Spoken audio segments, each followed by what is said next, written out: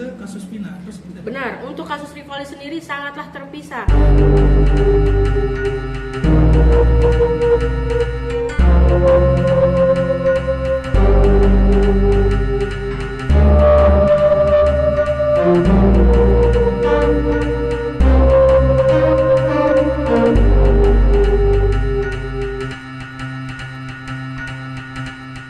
Kasusnya Rivaldi ini sendiri terpisah ya, tapi ditarik ke kasus Vina.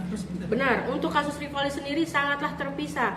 Itu anak sudah ditahan di Polsek Kuta Barat dari tanggal 30, ya kan? Terus udah gitu, pada saat tanggal 31 Agustus 2016, ketujuh anak yang ada tinggal di SMP 11 ini ditangkap oleh Pak Rudiana, ya. Terus mungkin kekurangannya pelaku yang sudah disebutkan di dalam BAP itu 11 orang, makalah diambillah Rivaldi dijadikan menjadi Andika, ikut serta di dalam kasus Vina. Sedangkan Rivaldi sendiri tanggal 27 itu pas kejadian Vina dan Eki ditemukan itu ya di flyover itu, dia sedang berkumpul dengan teman-temannya, dan teman-temannya juga bukan anak-anak yang tinggal di SMP 11 ini. Dia punya pertemanan sendiri dan di daerah kota. Itu jadi untuk itu pun kasusnya sangat jauh ya.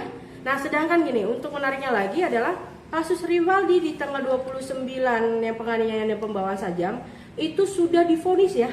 Untuk kasus pembawaan sajamnya itu sudah divonis. Vonisnya itu dia sudah dihukum 1 tahun 5 bulan. Vonisnya putusannya tanggal 31 Januari 2017. Sedangkan sidang untuk kasus Vina itu setelah vonisnya dia untuk kasus sajamnya. Kenapa kok Vonis untuk pembawaan sajam dan penganiayaan. Kenapa kok bisa dimasukkan ke dalam Vina? Itulah kita yang menariknya di sini. Kenapa bisa dibawa ke kasus Vina? Mungkin di dalam kasusnya Vina ini kan adanya penusukan, adanya pembawaan sajam dan adanya pembawaan samurai dan segala macam. Sedangkan untuk ketujuh anak yang ditangkap di depan SMP 11 ini tidak ada satupun anak yang sedang membawa sajam. Mungkin kekurangannya alat bukti untuk di bahan kasus di Vina dan Eki ini. Makanya lah si Rivaldi ini disangkut pautkan lah ke dalam kasus pembunuhan Eki dan Vina. Padahal disangkut pautkan juga sajam yang dibawa pun pisau kecil, bukannya samurai yang ada di dalam BAP. Jadi sangat kacau sekali penegakan pada 2016 ini, atau seperti apa? Kalau dibilang sangat kacau, sangat-sangat kacau. Kenapa? Karena pada saat proses pengadilan gitu kan, dari kami pikir jaksa akan lebih teliti dan telaah dalam pada saat kita melihatkan alat bukti dan segala macam. Terus perannya Rivaldi di sini tidak adanya namanya Andika, dari yang namanya tadi Rivaldi Aditya Wardana alias Andika berubah menjadi Rivaldi Aditya Wardana alias Ucil. Itu kan sudah sangat-sangat tidaknya konsisten ya dalam hukum saat itu 2016 itu. Terus juga majelis saat kita hadirkan beberapa saksi yang menyatakan bahwa Rivaldi tanggal 27 itu tidaklah bermain atau berkumpul di depan SMP 11. Tapi saat itu pun maupun jaksa maupun majelis hakim itu tidak ada yang mendengar pembelaan kami tim pengacara dari Rivaldi. Itulah sangat mengecewakan, dan saat ini kami mungkin pengacara saat ini lebih pede ya untuk muncul. Kenapa? Karena banyak media yang mendukung kami, sedangkan dulu tidak ada satupun media yang mendukung kami. Makanya berharap PK ini mudah-mudahan majelis juga nanti yang membaca PK-nya Rivaldi baca dengan teliti di mana titiknya namanya Rivaldi, sedangkan di sini adanya Andika. Oke, kapan itu rencana akan diajukan? Oke, untuk rencananya sebenarnya untuk tim Cirebon sudah siap untuk berapa persennya. Tetapi kami masih akan koordinasi dengan pihak Bandung. Kalau tidak dalam waktu minggu ini, kemungkinan minggu depan.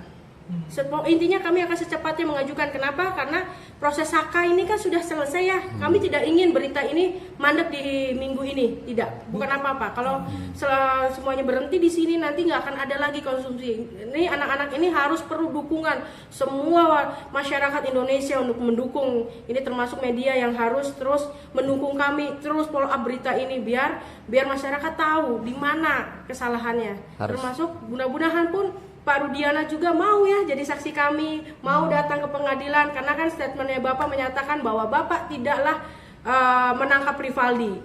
Ya Pak ya. Ada rencana untuk menyurati Pak Rudiana untuk menjadi saksi rencananya? Nanti kita bahas oleh tim. Kalau itu mungkin sangat menarik ya, karena statementnya itu juga kami berulang-ulang sering baca di dalam beberapa BAP, dia mengakui bahwa dia tidak pernah menangkap Rivaldi. Itu mungkin mudah-mudahan dengan secara sukarela Pak Rudiana mau nanti menjadi saksi dari Rivaldi. Seberapa penting kesaksian dia, Bu? Sangat penting sebenarnya. Untuk semuanya itu sangat penting kesaksiannya Rudiana. Bahwa sebenarnya kasus yang meninggalnya anaknya ini benar apa tidaknya itu kan beliau juga yang tahu kan. Pada saat itu juga beliau yang ikut menyelidiki kan sebagai seorang ayah kan, seperti itu. Menjunjung tinggi prinsip jurnalisme dalam setiap tayangan terbaiknya. Menghadirkan berita bernilai sebagai referensi. Gelar bicara yang tajam. Tidak, ini kan kebohongan dong. Mengupas fakta demi fakta dan mendorong pencarian solusi. Serta investigasi yang mengungkap kebenaran. Rosi, Satu Meja, The Forum, Sapa Indonesia Malam. Nilu, ikuti semuanya bersama Kompas TV.